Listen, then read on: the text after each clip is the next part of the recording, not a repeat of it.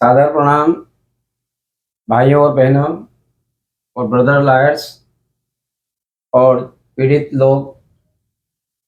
मैं यह legal awareness के लिए और जन सामान्य के ज्ञान के लिए यह कानून की बातें आपके सामने रखता हूं और वीडियो बनाता हूं।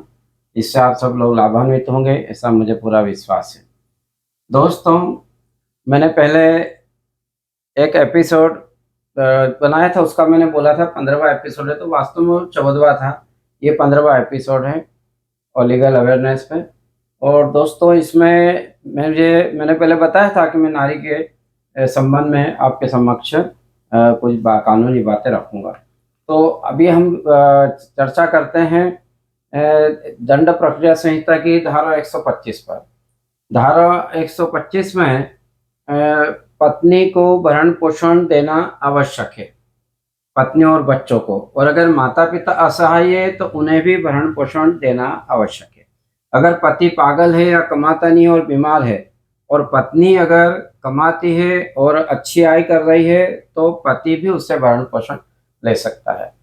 और इसमें पत्नी को, अगर पत्नी है या एडमिटेड है, तो उसको पत्नी को भरण पोषण देना, तो उसका लिए बाध्यता है पति के लिए।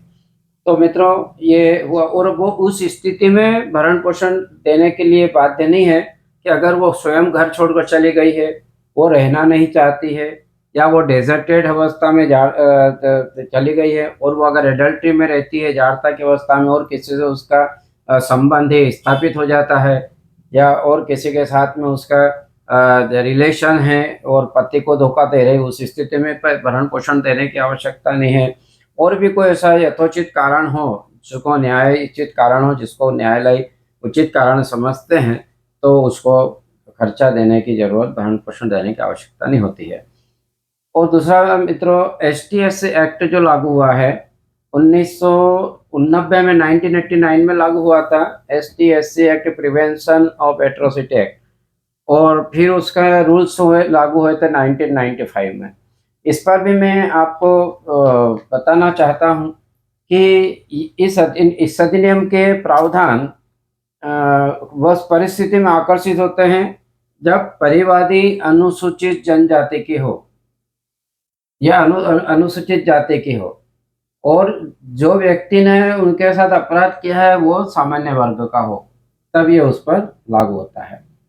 दूसरा इसमें यह है कि इसमें मृत्यु दंड से, दंडनीय अपराध में दंडित कराने के आशय से कोई सामान्य वर्ग का व्यक्ति न्यायालय में झूठ बोलता है और झूठ बोलकर और उसको सजा कराने का प्रयास करता है, तो उस सामान्य व्यक्ति को आजीवन कारावास या जुर्माने से भी दंडित किया जा सकता है। मित्रों, यदि कोई व्यक्ति जो अनुसूचित जाति, अनुसूचित जनजाति का नहीं, उन्हें सामान्य वर्ग का है, और किसी ST/SC के व्यक्ति को अपराध के मामले में, हत्या के मामले में झूठी गवाही देता है, इसके कारण से उसको मृत्युदंड या आजीवन का मृत्युदंड का कारण हो जाता है, आदेश, सजा हो जाती है। तो ऐसी झूठी गवाही देने वाला जब ये साबित हो जाता है कि इसने झूठी गवाही दी थी, उस पर से उसको मृत्युदंड दिया गया था, तो उस व्यक्ति को भी मृत्युदंड का भागी होगा, जो झूठ बोला और जिसके कारण से उसको सजा हुई थी। इसके अलावा ये है कि अगर मान लो किसी ST/SC के व्यक्ति को, ऐसा जनरल कैटेगरी के व्यक्ति ने उसके मकान से या गांव से या निवास के मूल स्थान को छोड़ने हेतु विवश करता है, या वो विवश करवाता है, तो उसको 6 मास तक की उसको सजा हो सकती है, और 5 वर्ष तक भी जो सजा हो सकती है, और कारावास से दंडनीय हो सकता है।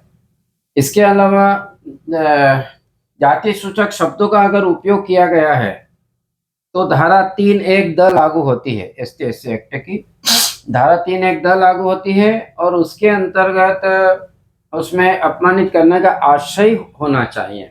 सामान्य रूप से अगर कहा गया है तो नहीं, intentional is most important, mens rea is most important in this case. इसके अलावा दोस्तों, 3(1)(द) के अंतर्गत घटना स्थल पर पीड़ित की उपस्थिति आवश्यक है।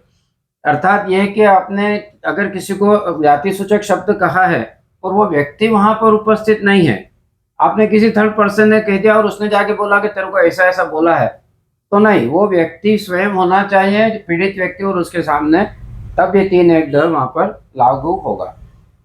फिर इसके अलावा कि उसकी उपस्थिति के अलावा इसको 3(1) के अंतर्गत अधिकतम दंड 5 वर्ष का भी है और इसमें जुर्माना भी है। और अगर कोई जलाशय के पानी को दूषित करने के लिए व्यक्ति को, अगर मान लो जहाँ ST SC लोग पानी पीते हैं उसको किसी ने दूषित कर दिया है, उसमें उपयोग लेने लायक नहीं रखा है, और ऐसा निष्कर्ष पारित हो जाता है कि जांच करने पर, तो 5 वर्ष तक के कारावास से, जुर्माने से भी दंडित किया जा सकता है। और अधिकतम दंड मृत्यु दंड भी हो सकता है इस अधिनियम के अंतर्गत। किसी भी अपराध के लिए मृत्यु दंड के लिए अलग से प्रावधान है, कौन से अपराध की क्या कैटेगरी है उसके हिसाब से। फिर इसमें कि कोई लोक सेवक है और लोक सेवक के द्वारा धारा 3 के अधीन कोई अपराध किए जाता है, तो उसको कम से कम 6 माह के कारावास के लिए सजा हो सकती है।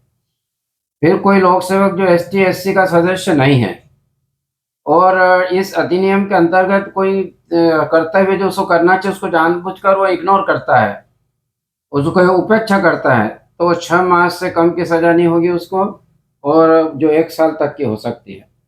इसके अलावा लोक सेवक का धारा 4(2) भी इसमें लागू होती है कि उसमें लोक सेवक करते हुए कि अन्वेषण करे और विशेष न्यायालय या उसके विशेष न्यायालय के 60 दिन की अवधि के भीतर उसको चार्जशीट फाइल भी करना है। अगर वो इसमें विलंब करता है तो उसको लिखित में स्पष्टीकरण देना पड़ेगा। फिर इसके अलावा कि न्यायालय किसी व्यक्ति को कारावास की सजा अधिनिर्णित करने के साथ ही साथ उसकी संपत्ति के भी संपहरण के आदेश दे सकता है। इसके अलावा धारा 8(क) की उपधारणा खंडनीय है और धारा 8(ख) की उपधारा अखंडनीय भी है। 8(क) की उपधारणा खंडनीय है और धारा 8(ख) की उपधारणा अखंडनीय है। इस अधिनियम के अधीन अपराध अभियोजन में न्यायालय दुष्प्रेरणा उद्धारित कर सकता है कि इन्होंने अबेटमेंट किया, किसी को कहा कि तो ऐसा कर दे, उसने कर दिया अपराध, तो उसको भी माना जाए। फिर इस अध्याय 2 के अधीन किसी अपराध के लिए अभियोजन में यदि यह साबित हो जाता है कि अभियुक्त पीड़ित या उसके कुटुंब का कोई व्यक्ति ज्ञान रखता था, जब तक अन्यथा साबित न हो, न्यायालय यह उपधारणा करेगा कि अभियुक्त को पीड़ित की जाति या जनजाति पहचान का ज्ञान था। कोई अगर कहता है कि साहब मुझे मालूम नहीं था कि इस जाति का है और मैंने तो ऐसे ही बोल दिया था, तो नहीं, न्यायालय ये प्रिजम्पशन जो करेगा, उनका डिटर्मिनेशन रहेगा कि ये माना जाएगा कि इस जाति का है, अनुसूचित जाति जनजाति का इसको ज्ञान था। फिर इसके अलावा धारा 10 के अंतर्गत बिल्कुल ऐसे व्यक्ति को हटाया भी जा सकता है जिसने ऐसा अपराध किया है। फिर इसके अलावा धारा 10 के अधीन किसी व्यक्ति को 3 वर्ष से अधिक अवधि के लिए किसी स्थान पर न लौटने का आदेश भी दिया जा सकता है, डिजर्शन। अधिनियम की धारा 10 के अंतर्गत निष्कासन की शक्ति विशेष न्यायालय को प्रदत्त की गई है। वह व्यक्ति जिसके विरुद्ध ST SC का 1909 की जो धारा 10 लागू आदेश पारित किया जाता है, तो उसके फोटो लिए जाने का प्रतिरोध करता है, तो भारतीय दंड संहिता की धारा 186 के अंतर्गत अपराधी समझा जाएगा। फिर अनुसूचित जाति और अनुसूचित जनजाति का कोई व्यक्ति है और न्यायालय को पुलिस से भिन्न किसी व्यक्ति को अतिरिक्त अन्वेषण करने का अधिकृत करने की शक्ति नहीं दी गई है। मतलब इसमें यह है कि इसमें पुलिस का ही अधिकारी, और पुलिस में भी SDOP ही इसके इन्वेस्टिगेशन कर सकता है, ASI या सब इंस्पेक्टर इसकी इन्वेस्टिगेशन नहीं कर सकता है। कोई भी व्यक्ति जो विशिष्ट न्यायालय के द्वारा अनुसूचित जाति अत्याचार निवारण अधिनियम 1979 के तहत दिए गए आदेश का उल्लंघन करता है, तो उसे 1 वर्ष का कारावास और जुर्माने की सजा हो सकती है। फिर दूसरा इसमें यह है कि इसका अधिनियम के अंतर्गत लोक व्यवस्था और शांति बनाए रखने के लिए तथा अत्याचारग्रस्त घोषित क्षेत्रों में अत्याचार रोकने के लिए जिला मजिस्ट्रेट, उपखंड मजिस्ट्रेट एवं पुलिस अधिकारी जो पुलिस अधीक्षक के पद से नीचे का न हो, वो उत्तरदायी होते हैं। फिर धारा 17 के अंतर्गत प्रतिबंधात्मक कार्यवाही करने के पूर्व क्षेत्र की अत्याचार उन्मुख क्षेत्र के रूप में घोषणा करना पूर्व शर्त है। अगर कोई व्यक्ति इस अधिनियम के तहत अपराध करता है तो दंड प्रक्रिया संहिता 1973 की धारा 438 में जो अग्रिम जमानत का प्रावधान है, के प्रावधान इसमें लागू नहीं होंगे, मतलब इसमें अग्रिम जमानत तो होगी ही नहीं। वह प्रावधान धारा 18 के तहत किया गया है और नई धारा 18 क 2 भी इसी संबंध में उपबंध करती है। सर्वोच्च न्यायालय ने बिलास पांडुरंग पवार बनाम महाराष्ट्र राज्य के मामले में यह प्रतिपादित किया है कि ST/SC के एक्ट के तहत धारा 438 को उपयोग करने में इसको रोका गया है, परंतु न्यायालय पर यह दायित्व दिया गया है कि वह परिवाद के कथन की जांच करे और यह देखे कि क्या अधिनियम की धारा 3A के तहत प्रथम दृष्टया अपराध बनता है क्या। मध्य प्रदेश राज्य विरुद्ध रामकृष्ण बालोटिया का केस है। उस केस में धारा 18 के संवैधानिक वैधता के पर विचार किया गया था और यह हेल्ड किया गया कि धारा 18 संविधान के अनुच्छेद 14 एवं 21 का उल्लंघन नहीं करती है। फिर अनुसूचित जाति और अनुसूचित जाति ST/ST एक्ट के द्वारा नई धारा 18 का इसमें वापस जोड़ी गई है। फिर धारा 18 का में यह है कि ST/SC का जो है फर्स्ट इंफॉर्मेशन रिपोर्ट का दर्ज करना गिरफ्तारी से पूर्व कोई जांच या अनुमोदन आवश्यक न होगा, मतलब पहले जांच किया जाना आवश्यक नहीं होगा, FIR उसमें रजिस्टर्ड की जा सकती है। और अनुसूचित ST/SC एक्ट के दोषी व्यक्ति की परिवीक्षा पर नहीं छोड़ा, प्रोबेशन पे छोड़ा नहीं जा सकता है। प्रोबेशन की धारा 3-4 लागू होती है इसको छोड़ने के लिए, वो इसमें लागू नहीं होगी। फिर इसमें ST एक्ट के अधीन दोषी व्यक्ति जिसकी आयु 18 वर्ष से अधिक की हो पर दंड प्रक्रिया संहिता की धारा 360 भी लागू नहीं होती है। इस अधिनियम के अधीन कोई अपराध करने का दोषी पाया जाने वाले व्यक्ति के संबंध में अपराधी परिवीक्षा अधिनियम लागू नहीं होगी यदि उसकी आयु 18 वर्षों से अधिक है। इस अधिनियम की धारा 23 के अंतर्गत राजपत्र की सूचना द्वारा इस अधिनियम के प्रयोजन को कार्यान्वित करने के लिए नियम बनाने का अधिकार केंद्र सरकार को है। तो मित्रों, यह मैंने आपको नारी के संबंध में ST एक्ट के व्यक्ति के साथ जनरल के बारे में आपको बताया है। इससे सामान्य वर्ग को भी ज्ञान प्राप्त होगा, ST/SC के व्यक्ति को ज्ञान प्राप्त होगा। और इसके बाद अगले ये 16वें एपिसोड में मैं आपको नारी से संबंधित अन्य और साइटेशंस हाईकोर्ट सुप्रीम कोर्ट के मैं आपके समक्ष रखूंगा। धन्यवाद। जय हिंद, जय भारत, वंदे मातरम।